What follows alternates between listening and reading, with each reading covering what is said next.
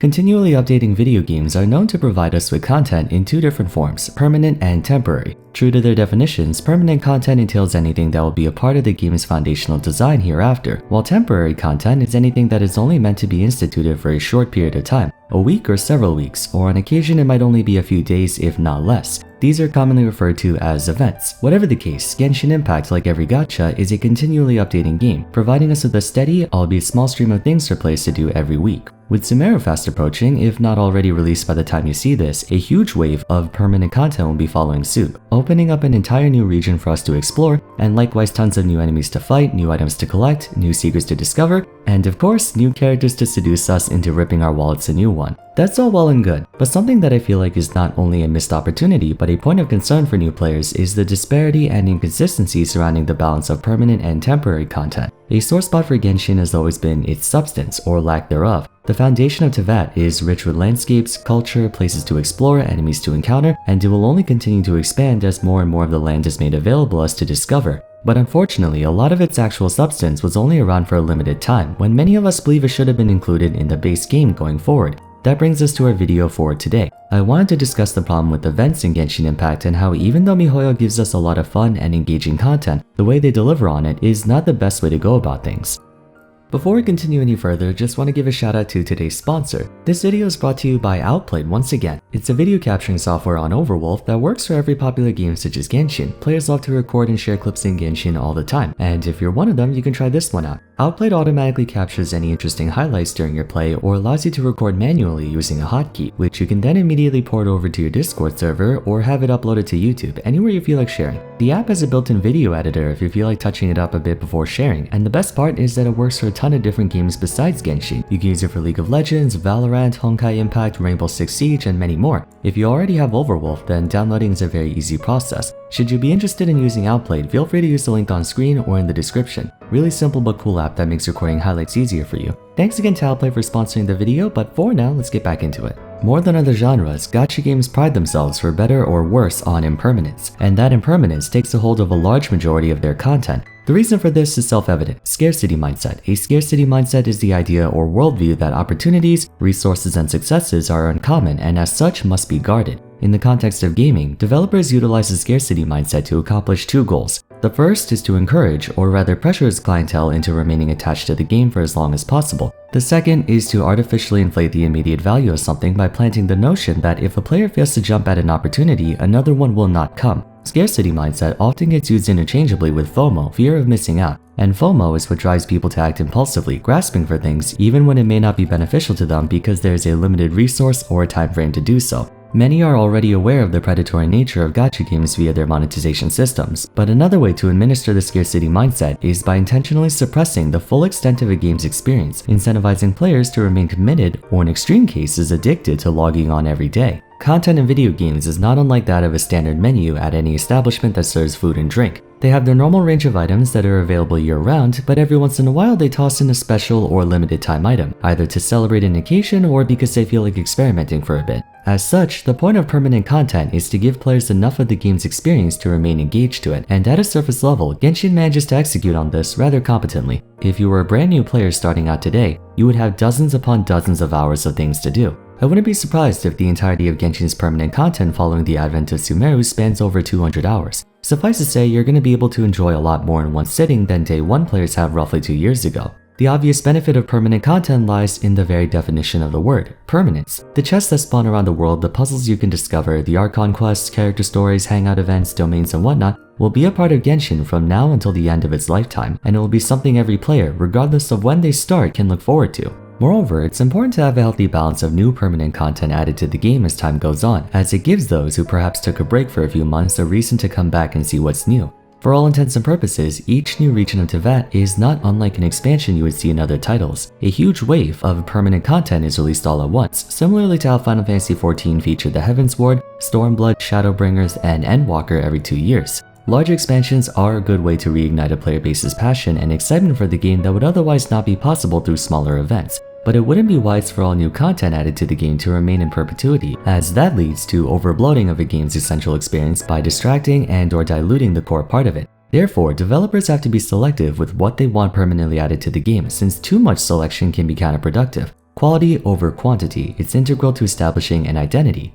On the flip side, temporary content or events can be a fantastic way to reward existing players who regularly log on and play every day, and convince new players to try out the game for a special price. Creating large-scale expansions understandably takes a lot of time, so developers can keep the fire burning with smaller events here and there. Genshin's flagship events can usually be identified by whether or not they provide a Crown of Insight as a reward, a rare item that is used to rank up character talents from level 9 to 10. There's usually one Crown event every version. The benefit of these events is that they either promote a new area or feature, such as the Three Realms Gateway offering giving a players a reason to check out the new Enkanomiya, or to breathe new life into existing areas, like how Shadows Amid Snowstorms brought players back to Dragonspine after having spent most of the summer and fall in Inazuma. Something I think Genshin does really well is expand on the world building with these events, and make the characters feel more intertwined with the mythos of Teyvat.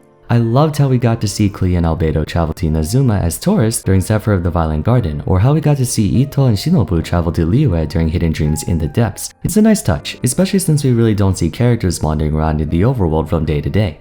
Events can also be used to provide a steady flow of valuable resources that wouldn't be good for the game's economy if it were readily available in the base game. And this applies to even single player despite not having general commerce. As mentioned before, we have the Crown of Insight. While it would be nice for these to be unlimited in supply so we don't have to pick and choose which characters to max out and just max all of them, they are a great way to encourage players to check out those events, as there's no other way to get more of them outside of that. But events do come with their own drawbacks. While temporary bits of enjoyment are great for granting a bit of extra indulgence to the players, certain aspects should not be exclusive to just events. Furthermore, temporary content is like dessert. They exist to complement your main course, to finish your meal with a sweet taste. But ultimately, the important part is that main course. If the base game lacks sufficient evergreen content, events cannot make up for it. You can have the most amazing events ever made, but when you have nothing but dessert for every meal, it doesn't feel as special anymore. Permanent and temporary content are inextricably connected to each other. One cannot exist without the other. Yet at the same time, one should remain mutually exclusive from one another. It's a very delicate balance of knowing what should stay temporary and what should become permanent. Whether it's okay for this new event to remain in the game even after the event period, or if it should be taken out. And this is where we encounter the first problem with events in Genshin Impact. Lately, there appears to be a far greater emphasis placed on events than the base game, even though it really should be the other way around. I can't speak for what lasting features will be introduced along with Sumeru since I'm writing this before it's officially in the game, but throughout version 2's 9 events, something has been made abundantly clear. A lot of them could have stayed even after their event period was over. It should be clarified that most events are designed around a specific occasion. For example, in other games, especially anime ones, there's usually a summer event, and with it comes skins or alternative characters where units are wearing swimsuits. Or there might be a holiday event where everyone's wearing Christmas stuff. Naturally, it wouldn't make a whole lot of sense for a player to run into a winter-themed event in the middle of July. In that regard, events like the Lantern Rite celebrating Chinese New Year in Liyue or the summer events in the Golden Apple Archipelago should remain in their respective seasons. But there are some events that look like they can very easily fit into the base game without being intrusive to player experiences, or in some cases, not including them, or at least a part of them, can be extremely detrimental to the experiences of players who weren't actively playing when the event was running.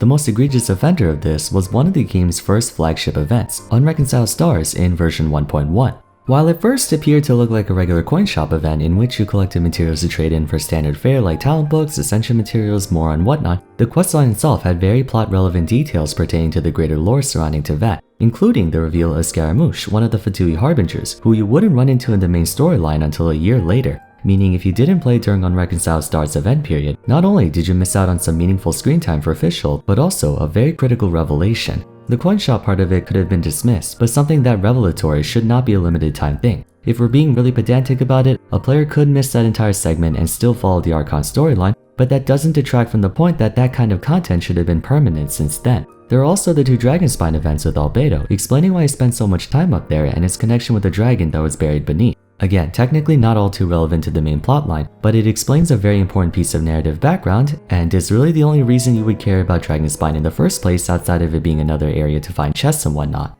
Fortunately for future events, they integrated the focal point of every event into the main storyline. Two examples are the Crane Returns on the Wind and Perilous Trail, which are interlude chapters, the former leading to the reconstruction of the Jade Chamber after it was destroyed during the end of the Liyue arc, and the latter revealing the chasm and labyrinth underneath. While the event rewards are no longer available, you can still access the story part of these events, and they feature very important backstories for a lot of characters, so good on them for doing so. That being said, outside of events, there really isn't a whole lot of reason to explore entire areas in Genshin. For instance, Enkonomiya is an entire dungeon deep beneath the Sangonomiya Shrine and features the founders of Watatsumi Island. But apart from exploring the area to gain access to the Coral Defenders or Dragonhair's false fin, players don't have any real external motivation to go back into that area and explore the other parts of it. At least, not until we had the Three Realms Gateway Offering event, one of my favorites, even though it was really long. It made you explore pretty much every nook and cranny of the place, and leveling up the Bokuso box to be able to explore further was a cool feature. In essence, a lot of areas in Teyvat have no substance to them besides the initial exploration and events. By extension, there really isn't a whole lot to do in the base game other than whatever event is happening at the moment, and that usually confines you to one area.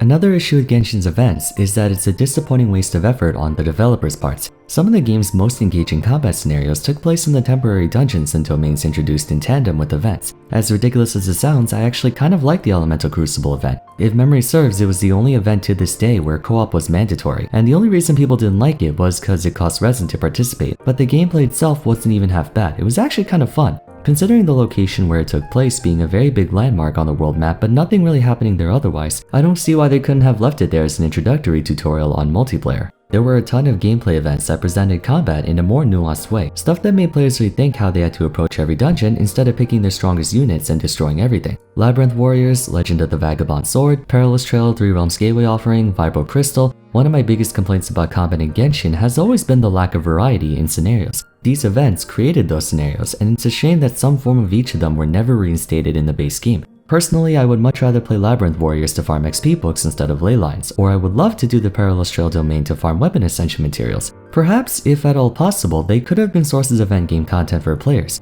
It feels like such a waste of time and effort to make comprehensive dungeons that are only available for like 3 weeks, only to never be seen again.